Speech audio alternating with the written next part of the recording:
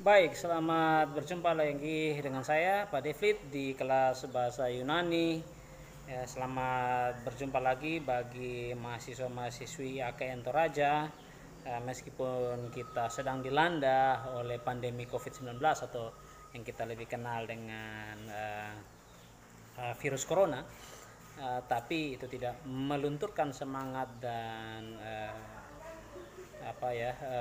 keinginan kita untuk belajar bahasa Yunani. Ya, pertemuan kali ini kita masih membahas topik yang sama dari minggu lalu, yaitu belajar tentang indikatif future, ya, indikatif future, baik itu aktif, medium, dan pasif. Minggu lalu saya sudah sempat katakan bahwa pada video sebelumnya bahwa ada aturan tertentu tentang kata kerja kontraksi. Nah, hari ini kita mau belajar. Seperti yang saya sudah sampaikan bahwa rumus atau komposisi dari kata kerja indikatif future itu pada umumnya adalah stem, di stem present,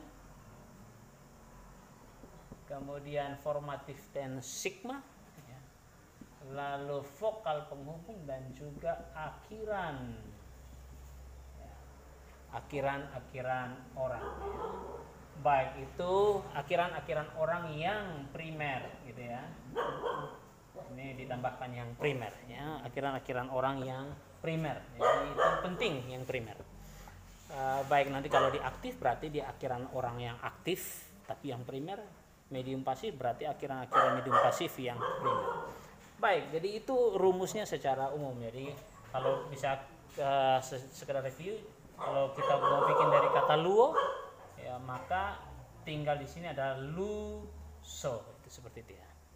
Nah, tadi di awal saya sudah sampaikan hari ini kita akan belajar 3 aturan penting yang perlu dipahami sebaik mungkin tentang perubahan bentuk kata kerja khusus indikatif future.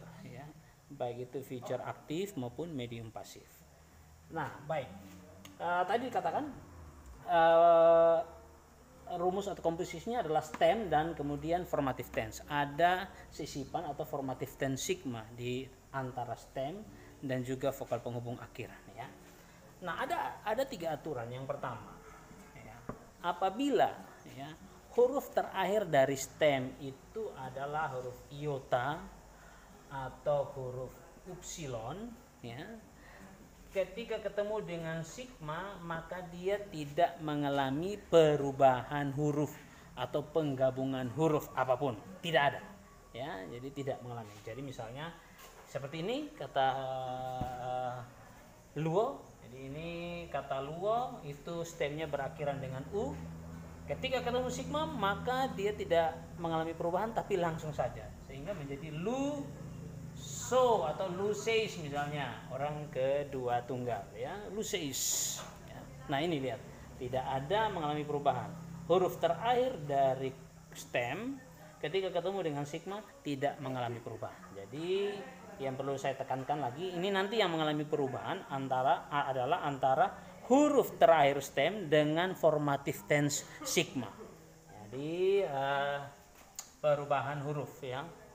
Nah, kalau ini perubahan huruf ya antara huruf terakhir dari stem dan juga formative tense sigma.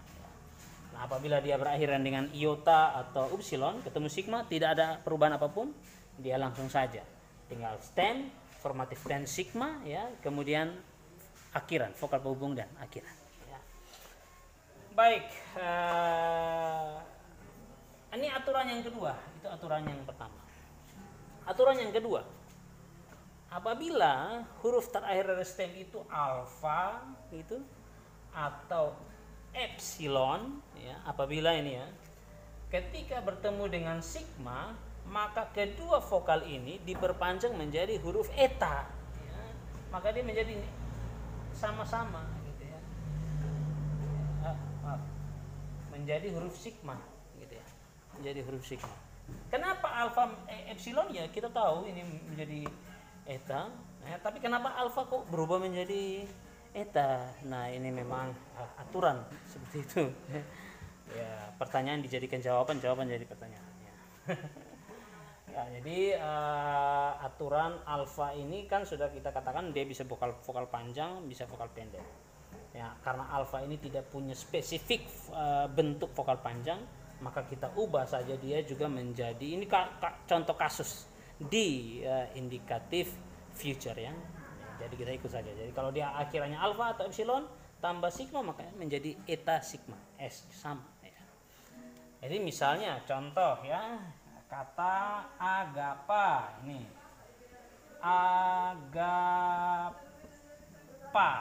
agapao dari kata agapao. Jadi ini kita sudah masuk di vokal kontraksi ya, vokal kontraksi yang ao, eo dan oo gitu ya. Nah, ya jadi agapao, poieo, pleroo misalnya gitu.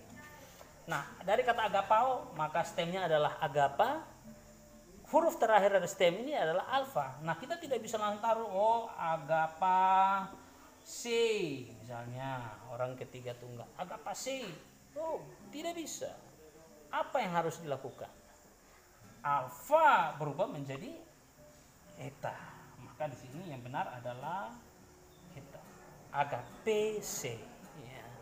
Agape C. Atau misalnya kata poieo, misalnya dari kata poieo, kita tidak bisa langsung taruh poie somen atau poie sete, orang kedua jamak, ya. Poie sete tidak bisa. Apa yang harus diubah di sini? Ini stemnya berakhiran dengan huruf epsilon.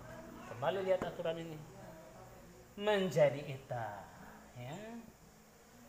Maka di sini sebenarnya adalah poiesete ya. Epsilon itu diperpanjang menjadi huruf eta ya. Itu aturan ya. Masih nomor 2, apabila ini kan sudah a yang berakhiran ao, eo berarti yang oo sekarang. Apabila dia berakhiran omikron ya, ketemu dengan sigma maka dia menjadi omega. Omikron sebelumnya diperpanjang menjadi omega ya. Misalnya kata plero ya, kata dasarnya akar katanya adalah plero ya. Akar katanya adalah plero. Ya, kita tidak bisa langsung plerososin. Misalkan orang ketiga jamak plerososin, tidak bisa begitu ya. Apa yang tidak bisa? Omeganya harus diubah. Omikronnya harus diubah menjadi omega. Plerososin ya. Kalau di orang pertama Jawa berarti menjadi pleroso. Oke. Menjadi pleroso ya. Menjadi pleroso. Jadi omikronnya berubah menjadi omega ya. Jadi itu yang perlu disimak baik-baik untuk vokal kontraksi. Jadi ada perubahan huruf. Kalau dia iota dan epsilon ujungnya tidak mengalami perubahan. Kalau dia itu vokal kontraksi yang ao, eo, oo maka perubahannya seperti ini. Kalau ae berarti dia a dan e berarti dia berubah menjadi eta. Alfa dan epsilon jadi eta. Kalau omikron berubah menjadi omega ya. Jadi itu aturan yang kedua ya. Aturan yang ketiga. Nah, ini aturan yang ketiga. Jadi masih ingat tidak ketika kita belajar di Yunani 1 di deklensi atau ketika kita belajar deklensi ketiga itu ada aturan tentang huruf-huruf konsonan yang mengalami peleburan atau mengalami kontraksi ketika dia berjumpa dengan huruf sigma. Masih ingat? Lupa? Ya sudah ya, pengaruh corona mungkin ya. Jadi ada konsonan-konsonan ketika ketemu dengan sigma dia kemudian mengalami perubahan ya. Masih ingat? Ya, kalau tidak ingat ya sudah ya. Baik, kita ingatin ya. Masih ingat tidak kalau misalnya dia huruf kappa ya, huruf gamma, huruf ki ketemu dengan sigma dia menjadi huruf xi, menjadi huruf xi ya. Masih kan ada lagi huruf pi, huruf beta, huruf P ketemu sigma menjadi huruf psi. Ya, jadi menjadi huruf psi. Masih ingat? Tidak ingat ya apa daya. Nah, aturan ini ketika belajar definisi ketiga sekarang juga berguna ketika kita belajar di indikatif future ya, ketika kita belajar indikatif future. Misalnya, kita ambil satu contoh kata lalu kita buat bentuk pasif ya, indikatif future pasif. Misalnya kata blepo. Ini blepo. Ya, ini kata blepo. Kata blepo sendiri stemnya adalah, ada yang tahu? Ya, blep. Ya, betul. Ini blep. Ya. Baik, kita tidak bisa langsung tulis blep somai. Oh, tidak bisa. Ya, formative tense lalu akhiran pasif tidak bisa. Kenapa tidak bisa? Perhatikan ini, huruf P ketemu sigma menjadi psi ya. Maka huruf PS ini kita ubah, kontraksikan, bergabung dia ya menjadi huruf psi. Bacanya sama ya. Bacanya sama, tetap blepsomai, hanya hurufnya sudah bergabung. Dari sebelumnya P sigma sekarang bergabung menjadi satu huruf yaitu huruf psi ya. Blepsomai ya, ini contoh ya. Lalu misalnya yang berikut contoh yang berikut adalah misalnya kata dekomai. Dekomai ini kalau misalnya yang medium ya, kita mau bikin yang medium. Misalnya kata dekomai ya. Kata dekomai sendiri ini adalah bentuk kata deponen ya, dan karena itu kita bisa bikin ke bentuk indikatif future medium. Kita tidak bisa langsung buat deksomai, kan tinggal tambah ini ya, tambah formative tense. Tidak bisa ini. Kenapa tidak bisa? Alias salah ya, bukan masalah bisa atau tidak, tapi salah ini ya. Kenapa salah? Karena ketika ini aturan ki ketemu sigma menjadi ksi ya. Jadi yang perlu dilakukan adalah KS itu menjadi ksi. Bacanya sama ya. Deksomai. Hanya tadi sekali lagi tadi huruf ki dan huruf sigma sekarang sudah digabung menjadi huruf ksi ya. Deksomai. Baik. Jadi itu penjelasan singkat tentang perubahan huruf-huruf kontraksi ya.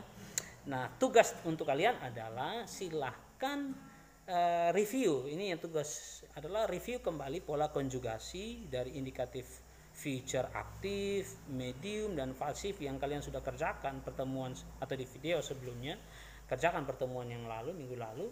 Silakan review. Kira-kira pola konjugasi kalian sudah benar atau tidak? Jangan sampai ada misalnya di medium atau di pasif atau di aktif yang ternyata huruf terakhir stem itu mengandung ini, ada huruf A, alfa, epsilon atau omikron. Jangan sampai. Kalau ada ini maka dia mengalami perubahan. Atau yang di medium justru ada yang dekomai misalnya. Ya, misalnya kata dekomai ini contoh ya. Jangan sampai ada yang seperti ini ya, karena dia huruf letupan seperti ini ya. Ya, siapa tahu seperti itu ya, ini konsonan letupan atau konsonan stop ya, maka lihat kembali review. Itu tugas pertama. Tugas yang kedua adalah silakan kalian buat pola konjugasi. Ada 3 pekerjaan yang lakukan. Yang pertama untuk indikatif future aktif ya, silakan pilih salah satu kata-kata yang kontraksi ya, entah itu yang berakhiran AO atau EO atau OO, lalu buat pola konjugasinya untuk indikatif future aktif 1 ya, pola konjugasi. Lalu pilih lagi satu kata yang berakhiran huruf AO atau EO atau OO, silakan. Lalu kemudian buat indikatif future pasifnya. Silakan buat beserta dengan artinya. Kemudian nanti pilih satu kata deponen ya, selain dekomai ini atau selain yang sudah kalian kerjakan pertemuan sebelumnya, pilih satu kata lalu buat pola konjugasi untuk indikatif future medium dengan memperhatikan 3 aturan ini. aturan-aturan tersebut yang sudah saya sampaikan juga ada di materi kita, dalam materi perkuliahan kita di halaman, kalau tidak salah sekitar halaman yang ke-12. Silahkan dilihat di situ, itu bisa tambah menambah pengetahuan. Tapi ini yang saya sudah jelaskan, saya sudah rangkum supaya bisa dipahami ya. Jadi silakan dikerjakan dan kemudian nanti dikumpulkan sesuai dengan instruksi nanti di yang saya akan sertakan dalam deskripsi video ini di Google Classroom dalam pertemuan kita. Jadi itu penjelasan singkat dari saya. Silakan di replay agar terus dimengerti. Pertanyaan silakan ditanyakan di Google Classroom dan kita akan diskusikan bersama-sama. Saya pikir itu dari saya. Selamat belajar dan selamat mengerjakan tugas.